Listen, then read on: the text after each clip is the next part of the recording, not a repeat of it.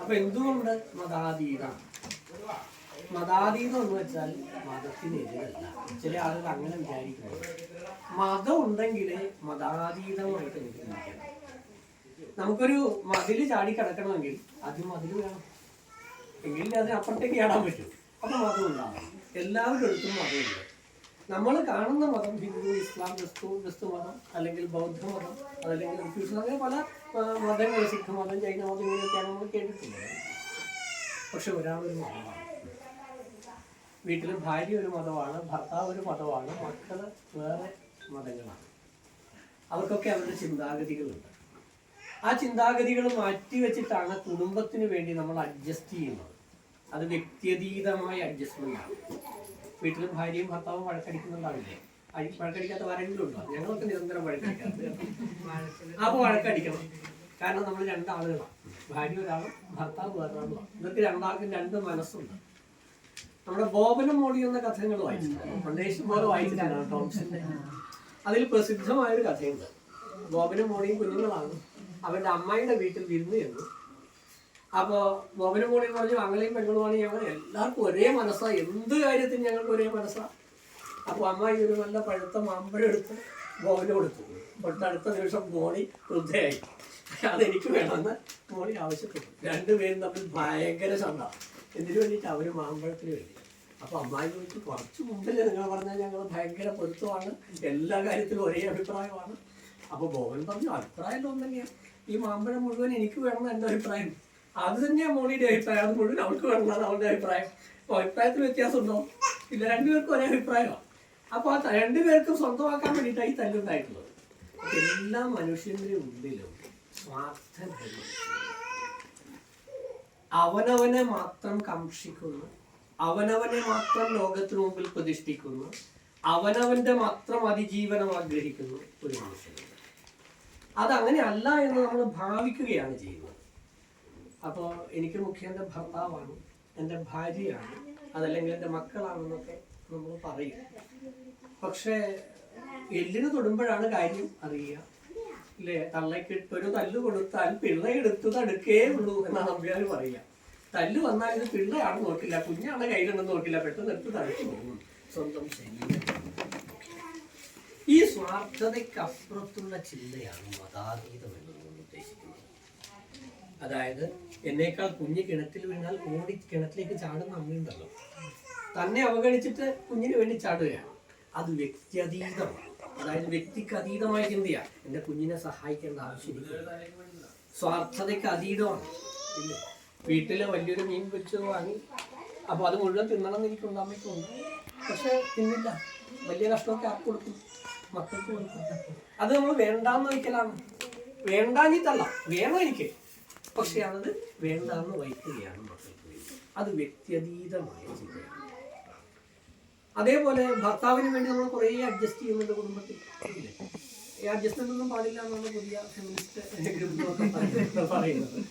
ആ ഫെമിനിസ്റ്റെ കുറിച്ച് ഏകദേശം 9 വർഷം എഴുതിയ ഒരാളാണ് ഞാൻ. ഇതേക്കുറിച്ച് ഞാൻ കണ്ണൂർ കൃഷ്ണൻ മനോരമ കോളേജിൽ പറഞ്ഞപ്പോൾ അവിടുന്ന് ഒരു PG വിദ്യാർത്ഥിനി എഴുതിയിട്ട് എന്നോട് കലഹിച്ചിരുന്നു. Sir, you are an anti feminist എന്ന് പറഞ്ഞ് കലഹിച്ചിരുന്നു. ഞാൻ ഫെമിനിസ്റ്റെ കുറിച്ച് പുസ്തകം എഴുതിയതിനെ കുറിച്ച് പറഞ്ഞിരുന്നു. ഞാനത് പഴയ മനുസ്മൃതിയിലെ ചില കാര്യങ്ങൾ പറയുമ്പോഴാണ് അവരങ്ങനെ പറഞ്ഞത്. ഞാൻ പറഞ്ഞു വരുന്നതെന്ന് വെച്ചാൽ, അപ്പൊ ഈ അഡ്ജസ്റ്റ്മെന്റുകൾ, അതായത് നമുക്കപ്പുറത്തേക്ക് നമ്മുടെ ഇഷ്ടങ്ങൾ വേണ്ടാന്ന് വെച്ച് മറ്റൊരാളെ കൂടി നമ്മൾ ചേർത്ത് നിൽക്കുന്ന അഡ്ജസ്റ്റ്മെന്റ്, അത് വ്യക്തിയതീതമാണ്. ഈ വ്യക്തിക്ക് അതീതമായി അഡ്ജസ്റ്റ് ചെയ്യുമ്പോഴാണ് കുടുംബം ഉണ്ടാകുന്നത്. അഡ്ജസ്റ്റ് ചെയ്യാൻ എവിടെ തയ്യാറാവുന്നില്ലയോ അപ്പോൾ ഡൈവോഴ്സ് വരും.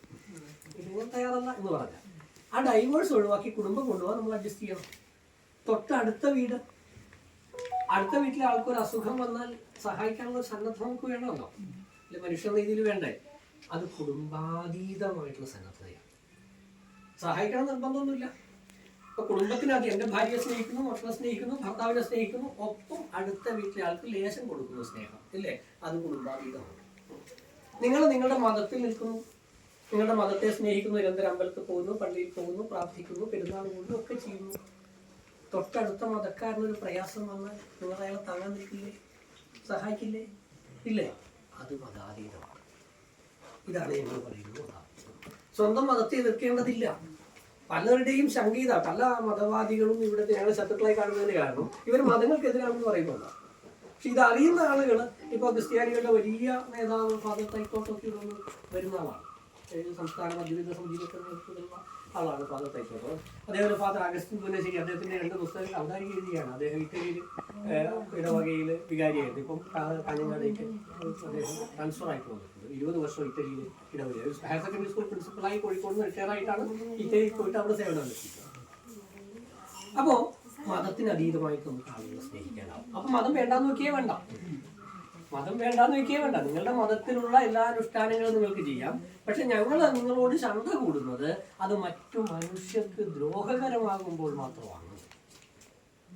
നിങ്ങളുടെ ഒരു മതത്തിന്റെ ഒരു കാര്യം അനുഷ്ഠിക്കുമ്പോൾ മറ്റു കുറച്ച് ആളുകൾക്ക് അത് ദ്രോഹമാവുന്നുണ്ടെങ്കിൽ അപ്പോൾ ഞങ്ങളില്ല. മറ്റുള്ളവർക്ക് ദ്രോഹകരമല്ലാത്ത ഒരു കാര്യവും നമുക്ക് ഈ മേൽ കുഴപ്പമില്ല. പെരുന്നാൾ ആഘോഷിക്കുന്നതുകൊണ്ട് ആർക്കെങ്കിലും കുഴപ്പമുണ്ടോ? നമ്മൾ അമ്പലത്തിൽ പോകുന്നതുകൊണ്ട് ആർക്കെങ്കിലും കുഴപ്പമുണ്ടോ? പള്ളിയിൽ പോകുന്നതുകൊണ്ട് കുഴപ്പമുണ്ടോ? ഒന്നുമില്ല. പക്ഷേ മറ്റവൻ നമുക്കെതിരാണ്, അവനെ കുത്താൻ കത്തിയെടുക്കണമെന്ന് പറയുന്നവർക്ക് ഞങ്ങൾ നിൽക്കില്ല. അത് ഞങ്ങൾ പറയില്ല. അങ്ങനെയുള്ള മതത്തെ ഒരു കൂട്ടുനിൽക്കാൻ ഞങ്ങൾക്കാവില്ല. അതായത് മറ്റൊരു മനുഷ്യനെ ഉപദ്രവിക്കുന്നിടത്തേക്ക് പോകരുത്.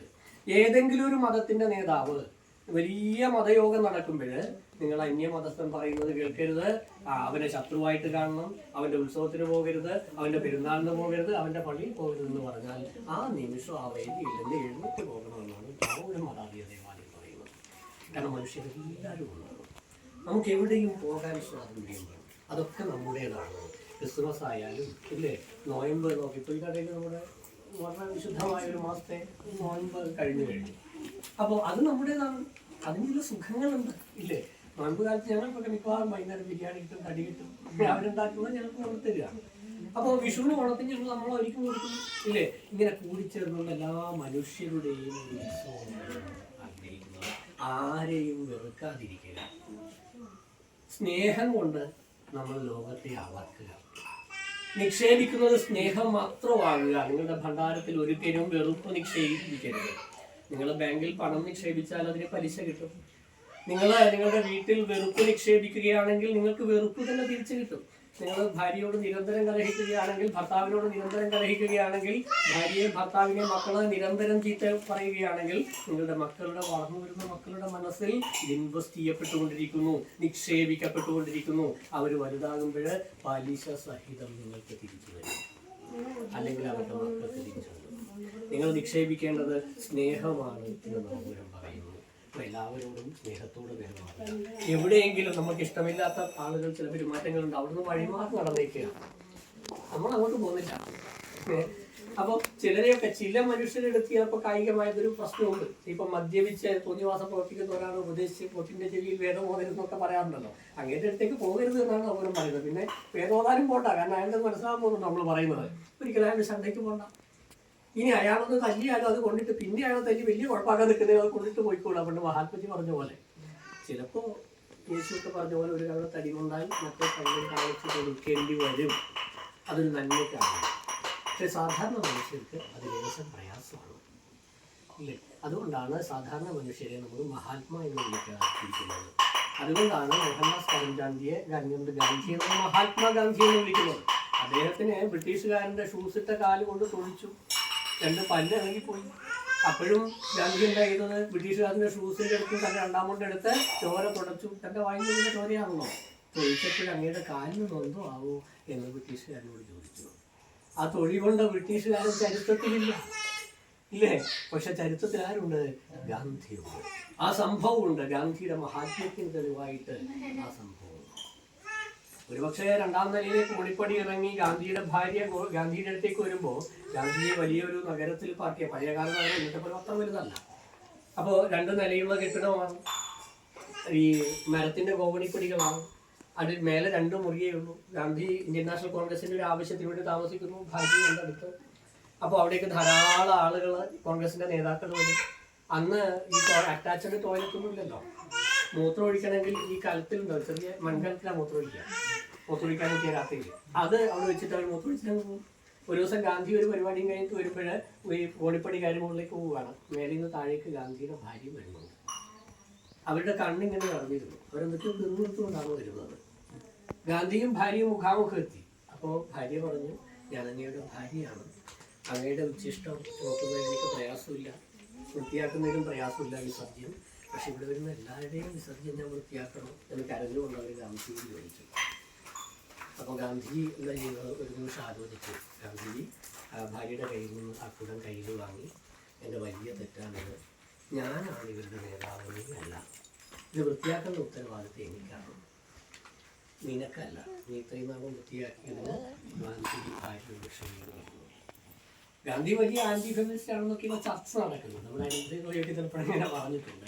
ഇപ്പോഴത്തെ കുറേ ഫെമിനിസ്റ്റുകൾ അങ്ങനെ പറഞ്ഞു വയ്ക്കുന്നുണ്ട്. എല്ലാ മനുഷ്യർക്കും കുറേ ദൗർബല്യങ്ങളുണ്ടാവും. അതിനെക്കുറിച്ച് നമ്മൾ ഈ ചീത്തക്കാര്യങ്ങളെക്കുറിച്ച് അധികം ചർച്ച ചെയ്യേണ്ടാവും. പക്ഷേ ആ ഗാന്ധിയുടെ മഹത്വം നമ്മൾ മനസ്സിലാക്കണം. ഗാന്ധി ഭാര്യയ്ക്ക് അസുഖം വന്നപ്പോൾ ഡോക്ടറെ കാണിച്ചില്ല എന്നുള്ളത് വലിയ പരിഭവമായിട്ട് ഇപ്പോൾ ലോകം മുഴുവൻ വരുന്നുണ്ട്. കാരണം അദ്ദേഹത്തിന് ശാഠ്യമാണ്, അദ്ദേഹം പേടിയിൽ വിശ്വസിക്കുന്ന ആളാണ്. അപ്പോൾ അതുകൊണ്ടാണ് ഗാന്ധിയുടെ ഭാര്യ മരിച്ചു പോയത് എന്ന വലിയ വിമർശനം വരുന്നത്. പക്ഷേ ഗാന്ധി ഭാര്യ കൊണ്ടു വിചാരിച്ചിട്ടൊന്നുമല്ല. ചില കാര്യങ്ങൾ ചില ആളുകൾക്കുള്ള ദൗർബല്യങ്ങളും അന്ധവിശ്വാസങ്ങളൊക്കെയാണ് ചിലപ്പോൾ അതിന് കാരണമായിട്ടുണ്ടാവുക. എന്തായാലും ഗാന്ധിയെ ആ മഹത്വം ഉണ്ടല്ലോ, ആ തിരിച്ചറിയാനുള്ള പ്രയാസങ്ങൾ തിരിച്ചറിയാനുള്ള ആ മഹത്വം ഉള്ളത് കൊണ്ടാണ് നമ്മൾ അദ്ദേഹത്തെ വിളിച്ചത് മഹാത്മാഗാന്ധി എന്ന് വിളിച്ചത്. ഈ മഹത്വം അത്ഭുതകരമാണ്. ഇത് പുരുഷന്മാരിൽ മാത്രമല്ല സ്ത്രീകളിലുണ്ട്. ഈ അംബേദ്കറിനെ ഉണ്ടാക്കിയത് അംബേദ്കറുടെ ഭാര്യയാണെന്ന് എനിക്ക് താല്പര്യമുണ്ട്. കാരണം വീട്ടിൽ കഞ്ഞി പിടിക്കാൻ നിവർത്തി ഉണ്ടായിരുന്നില്ല ചെറുപ്പത്തിൽ. ഏട്ടനും അനിയനും ഒന്നിച്ചാണ് സ്കൂളിൽ പോവുക. വലിയ താല്പര്യമുള്ള പഠനത്തിൽ അക്ഷരങ്ങൾ താല്പര്യമുള്ള ഒരാളച്ഛൻ. എങ്ങനെയെങ്കിലും എൻ്റെ മക്കളെ പഠിപ്പിക്കണം. സ്കൂളിലൊന്നും എടുക്കൂല മോന. കാരണം മഹഡ് വംശത്തിൽ ചെരുപ്പ് കുത്തിയുടെ വംശത്തിലാണ് അംബേദ്കർ പറഞ്ഞത്. ഒരു സ്കൂളിലും കേട്ടില്ല.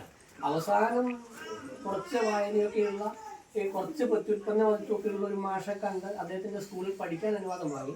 പക്ഷെ പ്രശ്നം എന്താ, ഇവർക്ക് ഒരു 3 കിലോമീറ്റർ നടന്നിട്ട് വേണം സ്കൂളിലേക്ക് പോകാൻ. അപ്പോൾ മാഷ് പറഞ്ഞു, ഇത് എൻ്റെ സ്വന്തം ഉത്തരവാദിത്തം തരുന്നതാണ്, രക്ഷിതാക്കൾ സമ്മതിക്കില്ല. അതുകൊണ്ട് നിങ്ങൾ ചെയ്യേണ്ടത് സ്കൂളിൻ്റെ വരാന്തയിൽ ചാക്ക് തരുന്നതാണ്.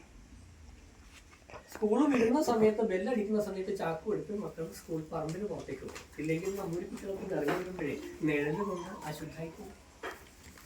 അങ്ങനെ പഠിച്ച ആളുടെ പേരാണ് അംബേദ്കർ. ചെറിയ പ്രായത്തിൽ കല്യാണം കഴിഞ്ഞു, വീട്ടിൽ ഒരു നിവൃത്തിയില്ല. അംബേദ്കർക്ക് പഠിക്കണമെങ്കിൽ മുമ്പോട്ട് പോകാൻ കാശില്ല. ഭാര്യ എന്താ ചെയ്യാൻ കഴിയും? കുഞ്ഞിന് അസുഖം ആയാൽ ഭർത്താവിനെ അറിയിക്കില്ല. കാരണം ഇദ്ദേഹം പഠനത്തിലാണല്ലോ. അദ്ദേഹത്തിന്റെ പഠനം മുടങ്ങിയിരുന്നത് അടുത്ത വീട്ടിൽ പോയി ഇരന്നിട്ട് അരി വാങ്ങിയിട്ടാണ് അംബേദ്കർക്ക് ചോറുണ്ടാക്കി കൊടുത്തിരുന്നത്. അംബേദ്കർക്ക് അറിഞ്ഞായിരുന്നില്ല. അദ്ദേഹത്തിനും അഡ്ജസ്റ്റ് ചെയ്യാൻ അറിയാമായിരുന്നു. വിദേശത്ത് പോയി പഠിക്കുമ്പോൾ ചുട്ട പപ്പടവും കഞ്ഞിയും കൊണ്ട് കുറേ നാളുകൾ കഴിച്ച കഥ അദ്ദേഹത്തിന്റെ ആത്മകഥയിൽ അംബേദ്കർ എഴുതിയിട്ടുണ്ട്. അംബേദ്കറിനെ രൂപപ്പെടുത്തിയിരിക്കുന്നത് അദ്ദേഹത്തിന്റെ ഭാര്യ. അദ്ദേഹത്തിന്റെ 2ാം ഭാര്യക്ക് അത്രയും വലിയ താല്പര്യം. അദ്ദേഹം രണ്ടാം ഭാര്യ ഡോക്ടറായിരുന്നു. അങ്ങനെ അദ്ദേഹം വലിയ ആളായതിനു ശേഷമാണ് 2ാം ഭാര്യയൊക്കെ വരുന്നത്. പക്ഷെ അദ്ദേഹത്തിന്റെ 1ാം ഭാര്യയ്ക്ക് ആദ്യം ഭാര്യയ്ക്ക് അംബേദ്കറിനെ അംബേദ്കറാക്കുന്നതിൽ വലിയ പങ്ക് വഹിച്ചിട്ടുണ്ടായിരുന്നു. അപ്പോൾ അംബേദ്കറിനേക്കാൾ മഹത്വ സ്ത്രീക്കാണെന്ന് എനിക്ക് പലപ്പോഴും തോന്നിയിട്ടുണ്ട്. അദ്ദേഹത്തിന് ഏകദേശം 8ഓളം വിഷയങ്ങൾ പോസ്റ്റ് ഗ്രാജുവേഷൻ ഉണ്ടായിരുന്നു അംബേദ്കർ. പഴയ കാലം, ഇന്നത്തെ കാലത്ത് പോസ്റ്റ് ഗ്രാജുവേഷൻ ഒക്കെ എളുപ്പമാണ്, ആദ്യം ചെയ്യാൻ പറ്റുന്നതാണ്.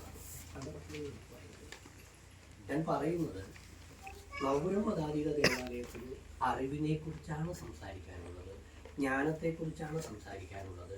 നിങ്ങൾ നിങ്ങളുടെ ഭർത്താവിനെയും ഭാര്യയും മക്കളെയൊക്കെ നന്നായി അറിഞ്ഞാൽ വീട്ടിൽ ചണ്ട കുറേ ഒഴിവാക്കാം. അപ്പോൾ ഞാൻ ചിന്തിക്കുമ്പോൾ അദ്ദേഹത്തിനെതിരെ അല്ലെങ്കിൽ അവൾക്കെതിരെ ചിന്തിക്കുമ്പോൾ അവൾ എന്തായിരിക്കും ചിന്തിക്കുന്നതെന്ന് ആലോചിച്ചാൽ കുറേ പ്രശ്നങ്ങൾ ഒഴിവാക്കാൻ പറ്റും.